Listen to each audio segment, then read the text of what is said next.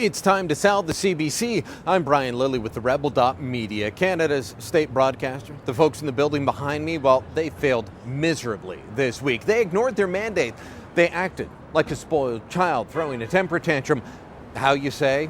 And how is this different than any other week? Well, last Monday was the final English language federal leaders debate, the one on foreign policy. It was hosted by the Monk debates. I'd say that by far this was the best debate we've seen this election.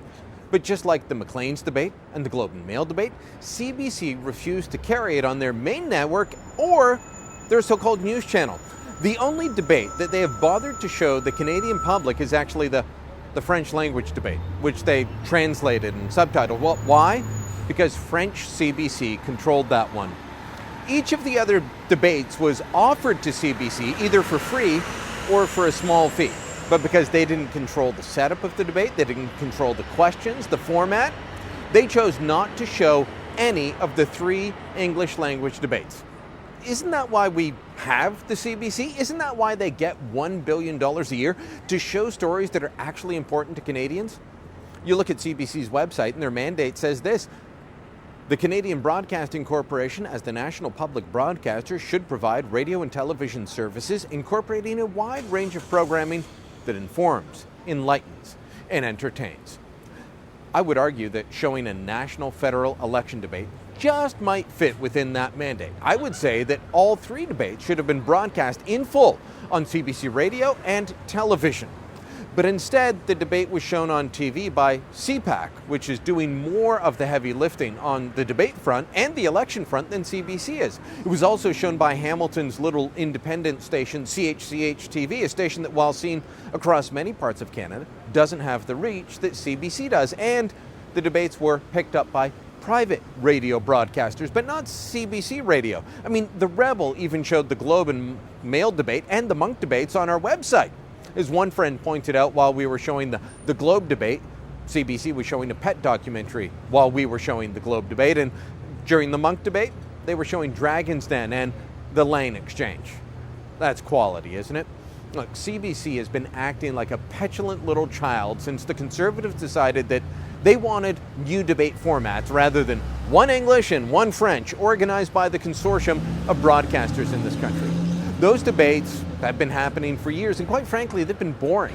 The Globe debate on the economy, the Monk debate on foreign affairs, they gave Canadians an in-depth look where each leader stood on very important issues. And the Maclean's debate, it was a general-style debate. It was as good as anything the consortium could have come up with. In fact, the consortium ran the French debate hosted by CBC in French, and I thought that was the worst of them all. If CBC can't be bothered showing something as important as an election debate in the middle of a federal election campaign, then why should we subsidize them? Obviously, the private broadcasters are acting in much the same way, but we, the people, don't own them. We, the people, don't subsidize them. We, the people, don't give them more than $1 billion a year. Now, speaking of money, the money CBC gets from all of us, the Liberals and the NDP, they want to give the state broadcaster more of your money, even as they fail at their mandate with a mere $1 billion subsidy. Well, this week, Prime Minister Stephen Harper told a Quebec radio station that CBC's problem with money is not about their small cuts imposed over 3 years, but because CBC's ratings stink. And that means they can't get ads for their TV network. You know what, CBC lovers? Sorry to break the news to you, but Stephen Harper is right. Look at the latest ratings. Not a single CBC show in the top 30 television programs in Canada. Global National and CTV National Newscast, they're there. Peter and his panel, they're nowhere to be seen. Doctor Who, shown on Space Channel, a small specialty cable channel, they get into the top 30. But nothing from CBC, nothing from the billion-dollar subsidy state broadcaster. That, my friends, is telling. Now, what's the reaction to all of this from CBC head office? Well, they got themselves involved in the election in a partisan way. And no, I'm not talking about what their reporters, who often do just that, I'm not talking about that. I'm talking about Gilbert, I double dip on my expenses, Lacroix. The president and CEO of CBC said Harper has it all wrong. Their ratings are just fine. He ignores that no one's watching, and then he calls for no more money. Lacroix told reporters after CBC's annual public meeting that CBC should be funded more like European state broadcasters with special taxes. Let me read to you his comments as summarized in a Canadian press story on this matter. Canada must look at other European countries for ideas on how to fund public broadcasting, Lacroix suggested. France and Spain collect revenue, meaning taxes, from internet service providers, while the United Kingdom uses a licensing system based on the purchase of a television to raise cash. Germany has a household fee, which others are interested in adopting as people increasingly turn to digital platforms, Lacroix said. Here's his quote: "People are no longer buying television sets. We should have a conversation about what's the best funding model for us. We can't continue in this environment." You're right, you can't continue this environment. Maybe you shouldn't, because people aren't watching and people aren't interested. So CBC, look, you're failing at your mandate, but you're expanding in other areas. I mean, CBC is competing with newspapers. They're competing with music streaming services like Spotify, Apple Music, Google Play, and yet Lacroix wants more money. He wants a special tax to do what he gets subsidized for and doesn't do. I say it's time we sell off CBC, and I'm betting you feel that way as well. They should not get another dime of our money. So I'm going to ask you to sign our petition to sell CBC. It's easy to find. It's www.SellTheCBC.ca.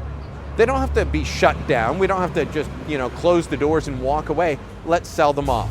Someone can buy them, and then CBC can sink or swim on their own. If people like them the way they claim, they can live on. But I'm betting most Canadians don't care, which is why we also want to commission another poll, one that asks the questions the other media outlets will not ask. Do you agree with selling CBC? It's a pretty basic question. It's one that should be part of our conversation, but isn't. The poll, like all of our polls, will cost about $1,500. If you can help pay for this poll and show that the People's Network, well, you can show them real people power and show that they're not the People's Network, we would really appreciate that. Whether it's $10, $15, $25, or hey, you got a few $100 that you'd rather give to the Rebel than CBC? Well, every little bit helps. So consider donating to support this poll. You can do that at the website as well, www.SellTheCBC.ca. We'll also be offering up a t-shirt calling for CBC to be sold, something you'll be proud to wear around town. The CBC outlived its usefulness long ago, if it was ever useful, and I have doubts about that. But failing to show federal election debates while asking for special taxes to give you more money just shows how entitled and out of touch these guys are. So please sign our petition at SellTheCBC.ca and donate if you can. It's a cause worth supporting and a message that you will only get here.